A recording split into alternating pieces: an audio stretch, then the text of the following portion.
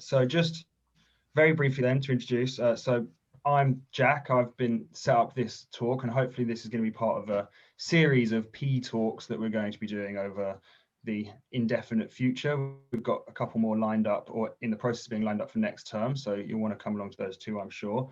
But just briefly, who the Ps are is, as you can see in the corner here, we're the psychologists for environmental action, so a group as part of the Department of Psychology at Durham University that are trying to use psychology to kind of promote more pro-environmental behavior around the department and then more widely in community and stuff as well. We're still very young. As you can see, Andrew's just put the Facebook page in the chat, but there is also Twitter accounts, LinkedIn, Instagram, a YouTube channel, which is where this will be appearing afterwards as well. So you can find everything that we do there. So to move away from us onto the wonderful speakers that we have for you today. So this is the first ever series. So it's a great privilege to have such interesting and cool people coming to give our first talk. So we've got John Draper here, who is the head of admin for the UCL PALS department at University College London. I'll let you explain what the PALS are in a moment.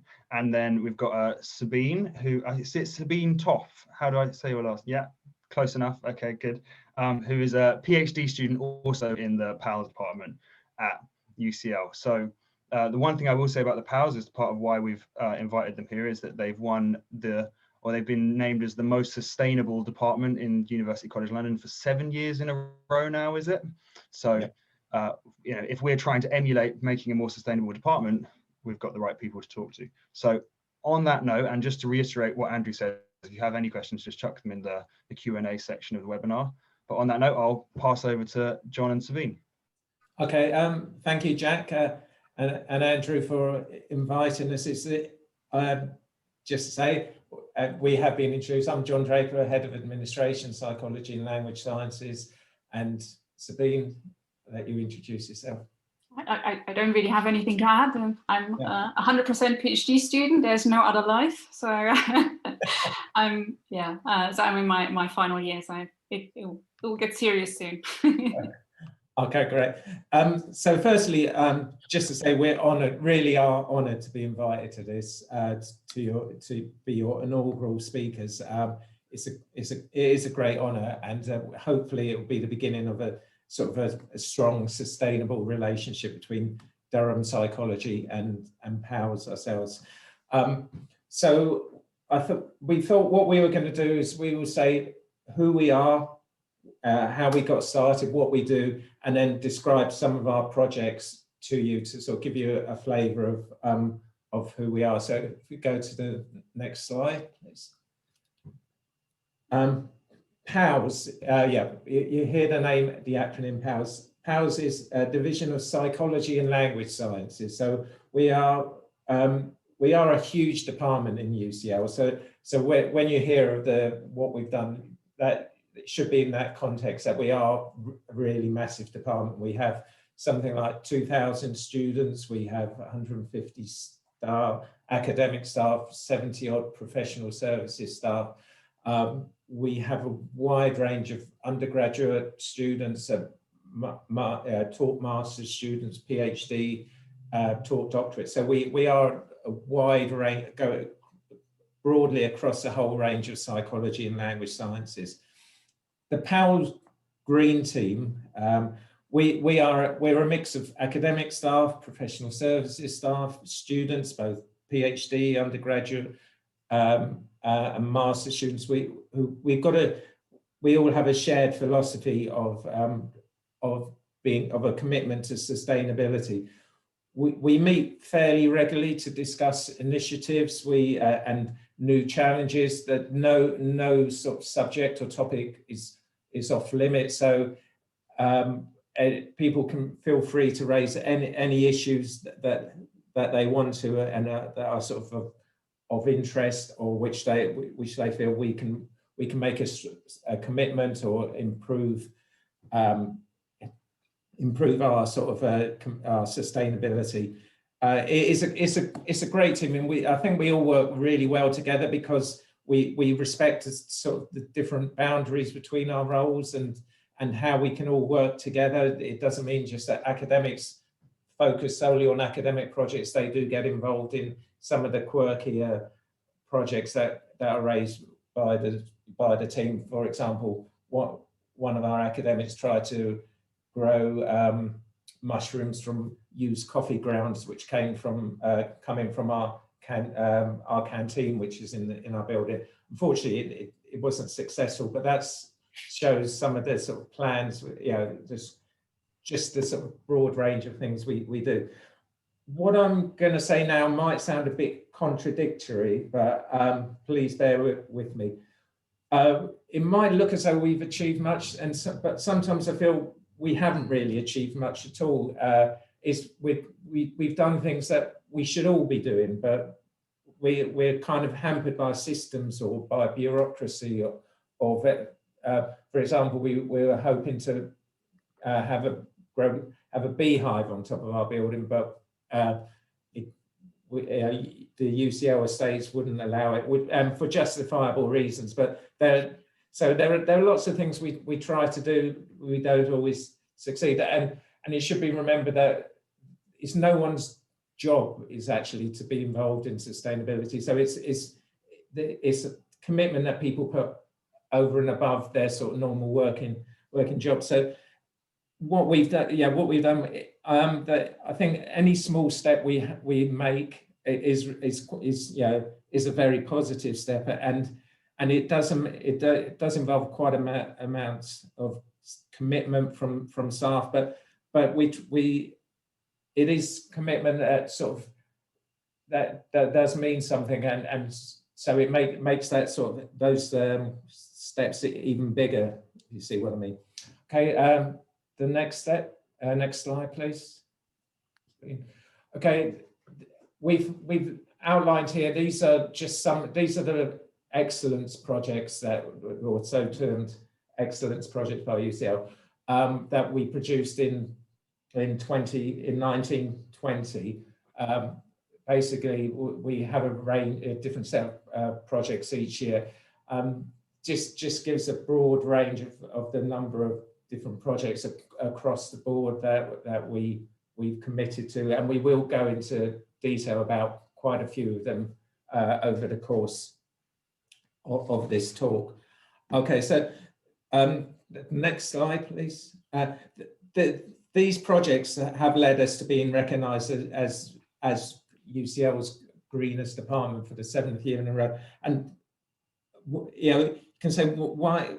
It is confusing why it's PALS. I mean, what a psychology and language sciences got that is rather than say geography, architecture. I think it is this team. This is only a small part of our team. The team probably is about 40 to 50 people, and it's just a great team working together. As I said before, and we just we see various initiatives, and we'd like to go with it. So it's just working together. And the sort of next slide, please. Sorry. And then, as a sort of reward for this, UCL has actually recognised us, and they sort of give out prizes each year. So it makes it much more. So it's much more that people want to be involved. So a couple of years ago, we had a trip to the Eden Project, which is highlighted there, and you can see there that it was a great day out, and what the guy has shown us is a jade vine which is pollinated by bats. So it's a very informative event. Next slide, please. And other events we went on a foraging trip where we basically went around Alexander Palace eating berries and nuts and weeds from the ground, which was quite informative. I'm not sure many of us will be repeating that, but it did show what we can learn.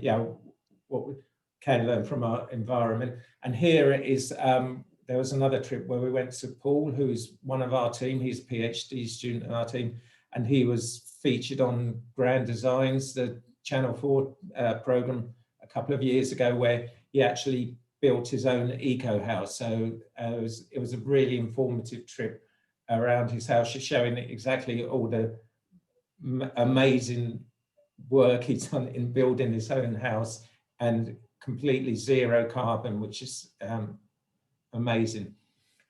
Okay, so next slide. So that's a bit of how we've achieved it, but it's I wanted to just sort of show how we started off. So we on social media, we got, at the moment there's this thing about where we are, where we were, where we are. So we've shown it as where we've been, sorry for the bad pun, and where we are now. So when we started off, say 10 years ago, we were a very small team, and it was mainly professional services, and the focus then was the Green Impact program, which was a university-wide initiative. But our focus at the time was just about recycling, and it was basic small steps. It was recycling and reducing paper, steps like that. One of the main areas I remember was actually trying to get bins. Every member of staff had a bin in their office, which might not sound too bad, but the way UCL looked at it was in each bin there would be sort of a plastic bag which rubbish would be put in, and no matter how much rubbish was in that bin, so even if it was just one can or one bit of paper, the cleaners would take the whole bag out and throw it away and recycle it. So every day there will be a huge amount of plastic wasted. So our aim at the time, one of our aims was to just take away bins from people's offices, so they're just in communal places. And surprisingly, it was a major task, but as people were sort of had deep affinity towards their bins, but we eventually did it. And with the bins, these were the metal bins. They were then converted by our brilliant laboratory safety environment team. They were drilled holes in the bottom and then painted them various colours into plant pots, which you can see there, which form part of now the Chandler House Garden, which is next slide, which is now a lovely green area, which is improves the well-being of those staff and students based in Chandler House, which is one of our 5 or 6 buildings. So it just shows how we started off very small, and what we were concerned about was relatively minor issues that, well, not minor, but issues such as recycling, but it spread out to a huge new sort of positive development such as this. Okay, next slide, please. We've also produced our own strategic plan for sustainability, and we were the first UCL, because we had been so active. UCL Sustainability Unit asked us to promote this, and we came up with a few initiatives, which is too blurry to see on that photo, but and we're sort of held accountable to these in a sort of annual strategic plan. So that's a very positive development that's happened over the last couple of years, which hadn't been going before. So next slide, please. Here's one of our current initiatives, which is we started in 2019, which was to mark the 50th anniversary of the moon landing, and it was really as a green initiative to sort of promote walking, but where we are aiming to walk to the moon. So it's a long way, as you can imagine, and it's taken quite a lot of joint efforts. You can do the next couple of slides as well. So we've really promoted it and made it one of our key initiatives. So once we reach the moon, we will then actually plant a tree in UCL's front quad to sort of commemorate the event. So it's to highlight sort of encourage people to walk and also to highlight the actual amount of carbon that will be used in the various forms of travel, such as a huge rocket. So we are now 80% of the way to the moon, which is amazing, but we've still got about 10 million steps left. So if anyone wants from Durham wants to join in this initiative, then feel free to sign up and help us out, because it's getting a bit tiring for us at the moment. So okay, so that's my part finished. Now Sabine will take over and talk through a few more of our projects. Thanks, John. Yeah, I'm probably going to continue the tour de force of initiatives that we've done in the last few years. Also, I should probably say I'm not usually this spotty, it's just the sun, but that's on the side. Okay, so a number of sustainable research projects. This is not mine, but I think Laura is actually somewhere in the audience. So if I can make a complete mess of reporting what's going on here, then she can correct me later. But in this study, colleagues of us looked at whether the guilt or pride people feel when engaging or not engaging in environmental behaviors differs from engaging in other social behaviors. And it shows how it's different by different colors that are associated with that. So that's the pretty picture on the left. But I suggest you have a look at the paper if you want to know more detail, or ask Laura, who's here, I think. Other research projects that we've done is about recycling. So in this next study, we looked into whether seeing what other people have recycled by replacing the standard closed bins on the left here with open-sided bins like these. And then we looked at whether that influences recycling behavior. So over several weeks, we went through all the rubbish that we produce in 2 different buildings, bit by bit, and categorized everything. And then looked at whether that influenced people, and yes, it does. So actually seeing that other people recycle increases overall recycling rates doesn't necessarily make it more correct. So that will be a next step, but increasing the recycling rates is already a nice finding. This next project, so going a bit away from research again, I'm especially fond of, and that is in 2019, our division then went 100% veggie. So every event that we cater for is now 100% vegetarian, and often with many vegan options as well. And what is particularly nice is that, so we launched it 1st of January 2019, as you can see in this timeline here. And then a lot of other departments from UCL, but also other universities followed suit, including Royal Holloway, for example, Bath, University of Auckland. So maybe you want to be next on this list here.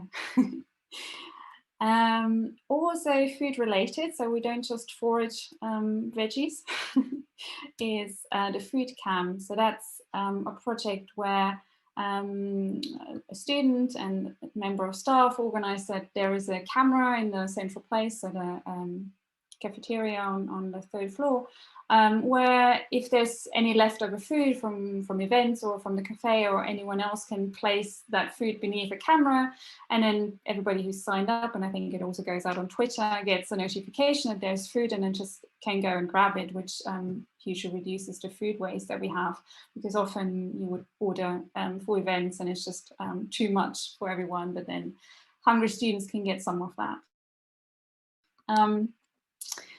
As you can probably imagine, the project slowed down a little during the lockdown. We've still done 2 big things. One is the 1,000 Steps challenge, so a campaign to get people moving despite the whole home office situation.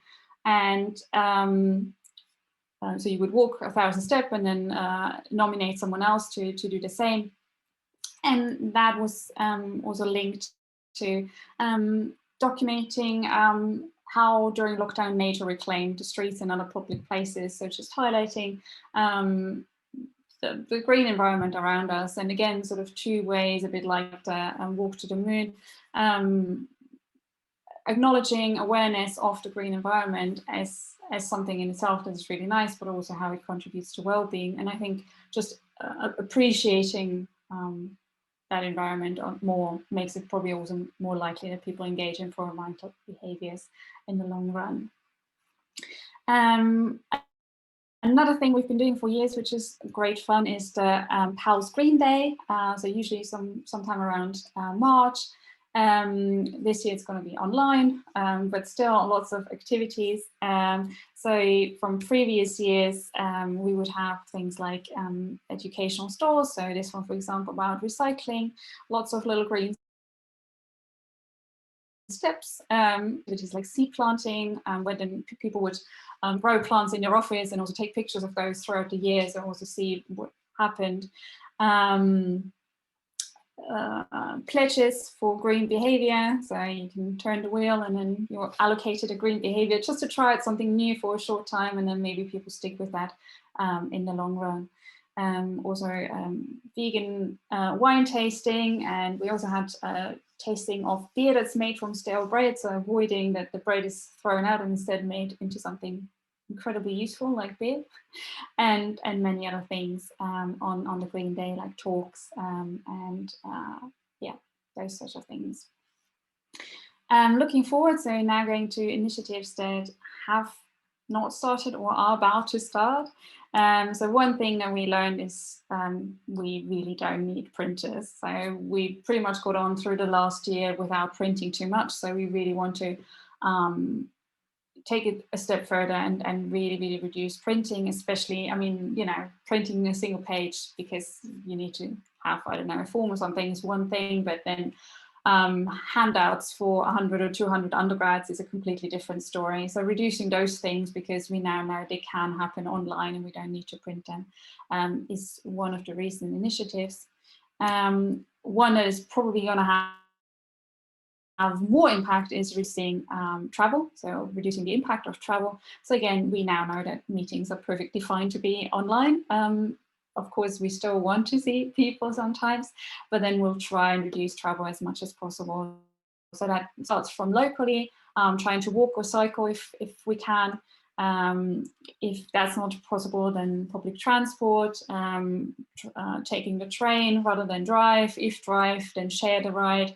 Flying, if possible, not at all, especially not to destinations where it is feasible to take the train, even though it might take a bit longer, be a bit more costly, but really encourage people to take the train, for example, to places like Paris or Amsterdam, where it's absolutely possible to do that nowadays. And another one that we are developing at the moment is a module, so involving teaching as well, on psychology and climate change, so highlighting all the possible ways that psychology can contribute in understanding climate change, or the understanding of climate change, how people see it, but also mitigating the impacts, interventions, that sort of thing. So I guess something that you might be looking into as well. So educating undergrads and master students on how we can understand also things like, for example, climate anxiety or things like that, and why people maybe deny information about climate change. So all those things that psychology can contribute to understand climate change and the mitigation of that. And I think we're at the end, and I hope I made it within time. So thank you very much for having us, and I guess we'll have questions now.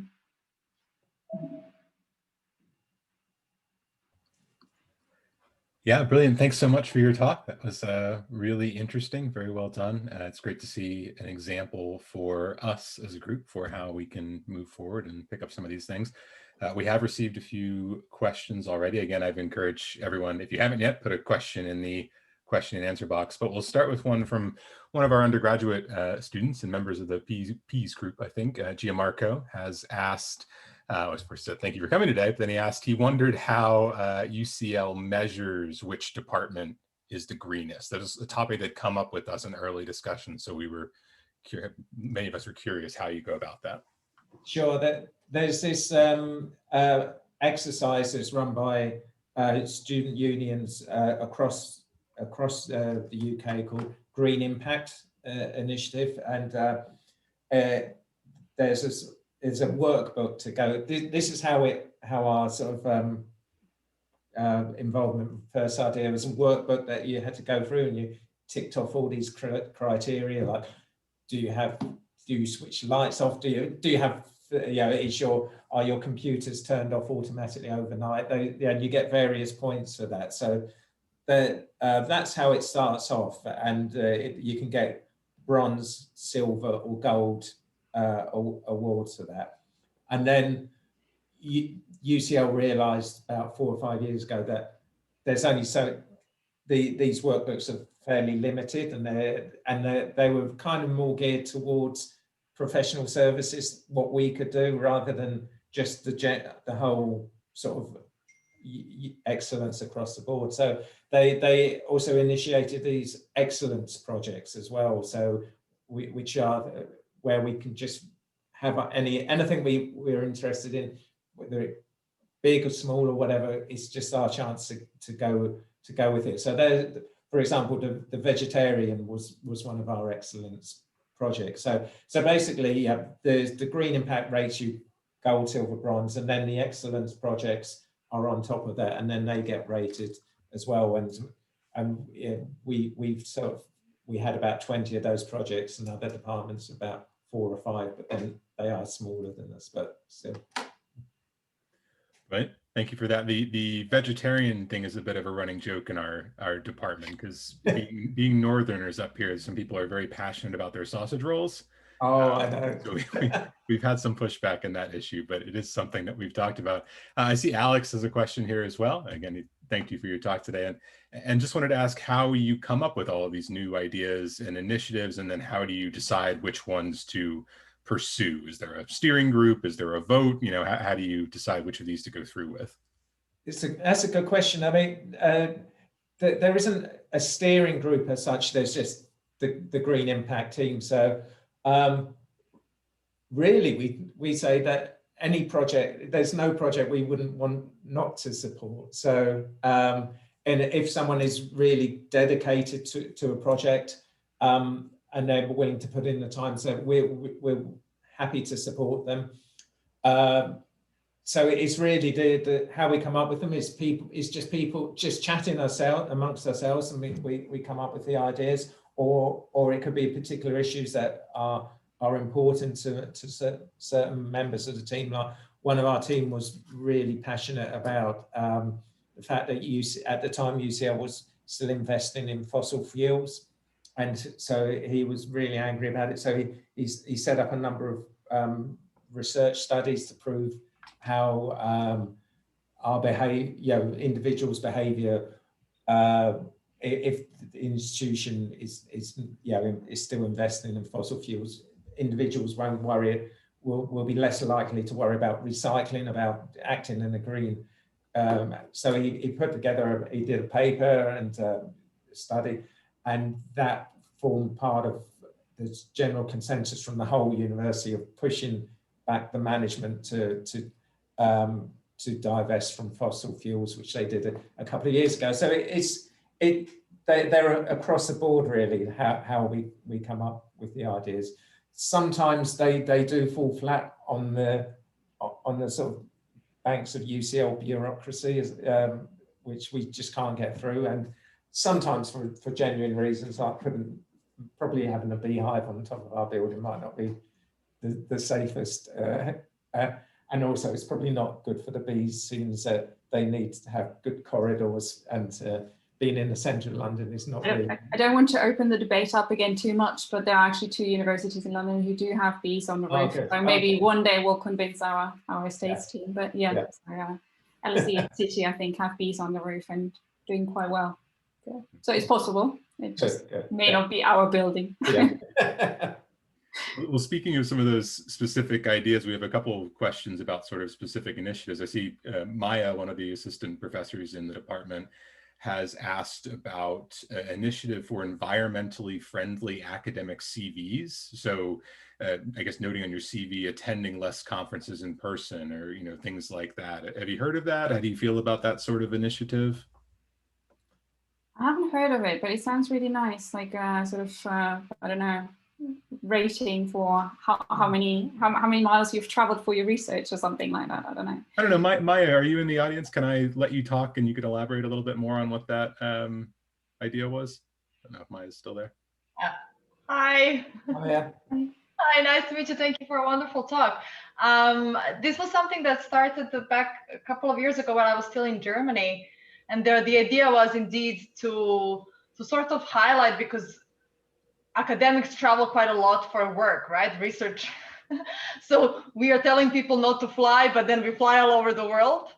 And to kind of, I don't know, just start a debate, how do we do this? And whether we should be mindful of our own behavior when it comes to promoting our research and things. I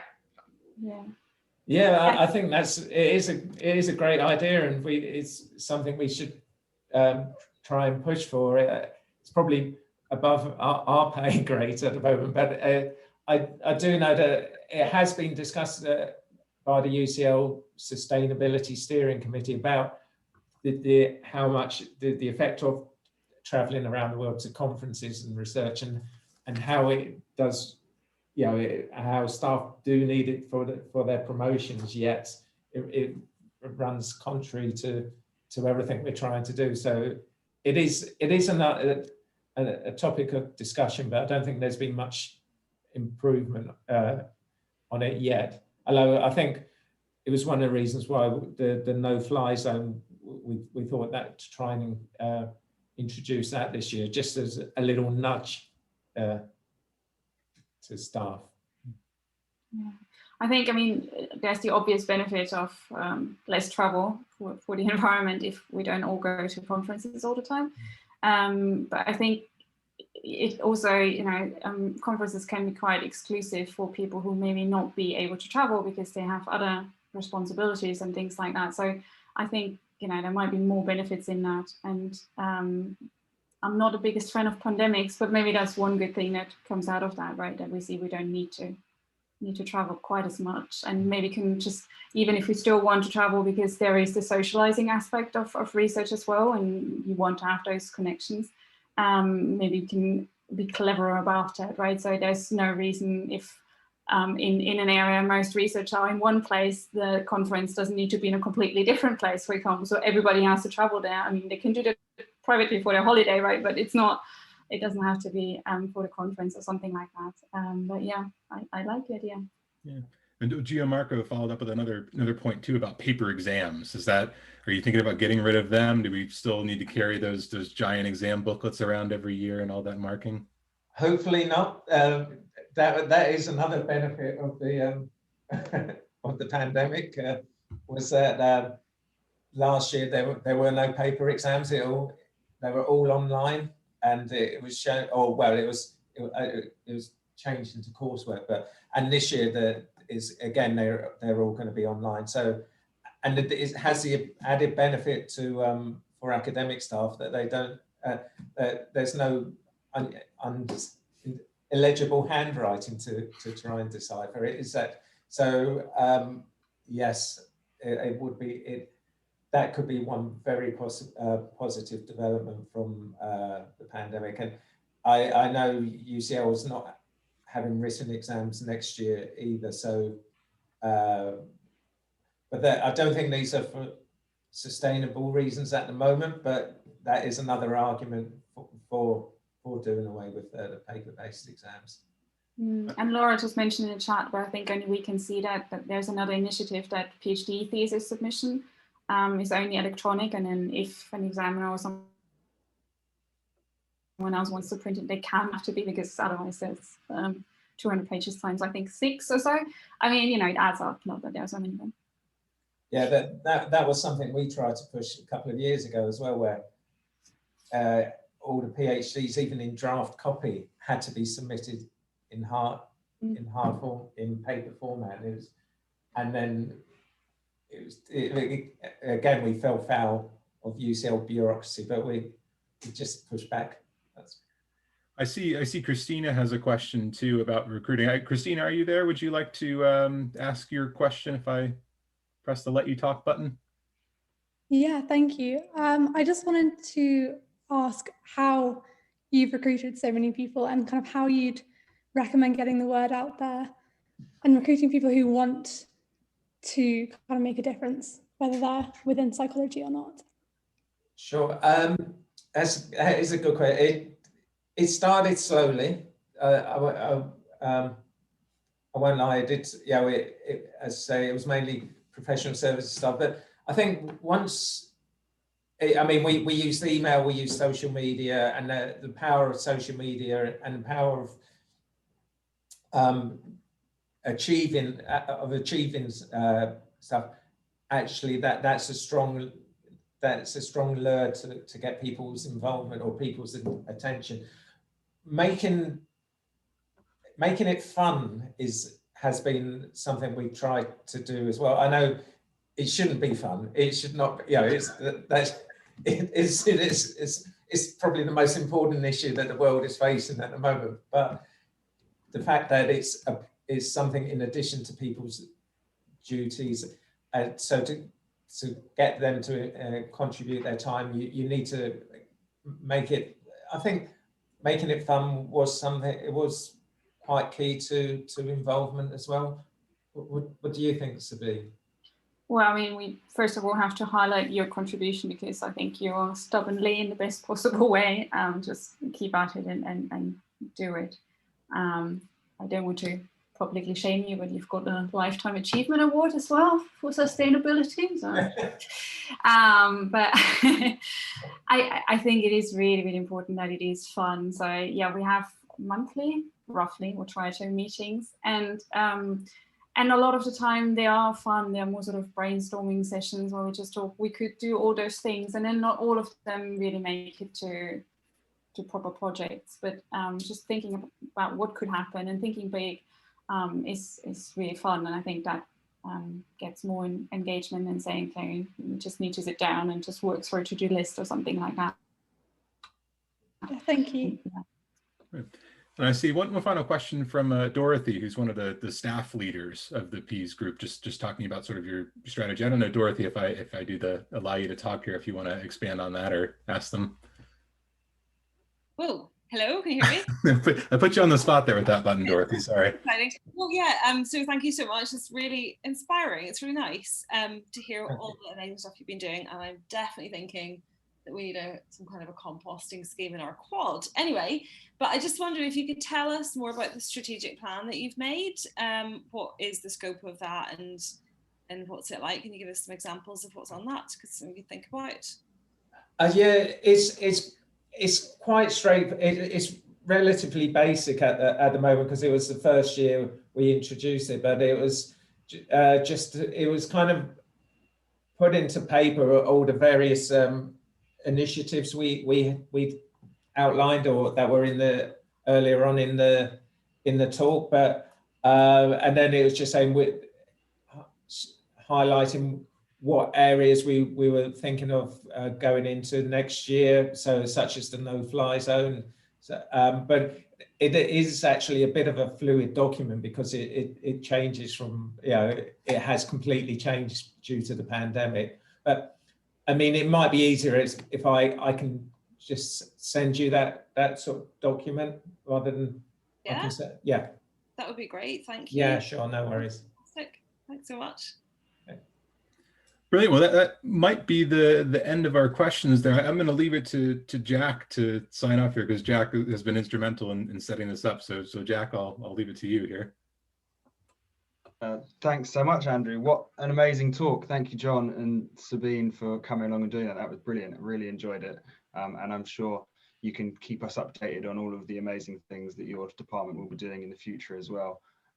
Just to everyone who came along, I also want to say thank you so much for coming to the talk. Those of you that are still here, stayed for the Q&A. I hope you enjoyed it. And like I said, we'll be hoping to have a lot more of these in the future. So we've prospectively got one lined up for kind of the first or second week of next term as well. And they're going to have a bit of variation. So we're going to have researchers, we're going to try and have activists, people who are working kind of from a more organizational stance, trying to do environmental things. So, you know, if you're interested in sustainability, whether it's in making where you work more sustainable, making yourself more sustainable, or just hearing about everything that's going on, then please do come along to future talks. But on that note, I think we should say goodbye and all give our thanks and praise to John and Sabine, either in the chat or however you want. So yeah, thank you so much. That was brilliant.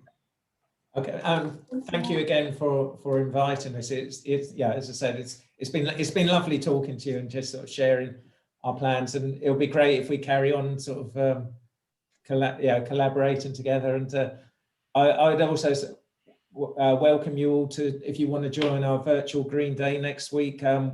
That we've got it. It's on a package called Gather Town, where it replicates like a common room, and you can move around chatting to people.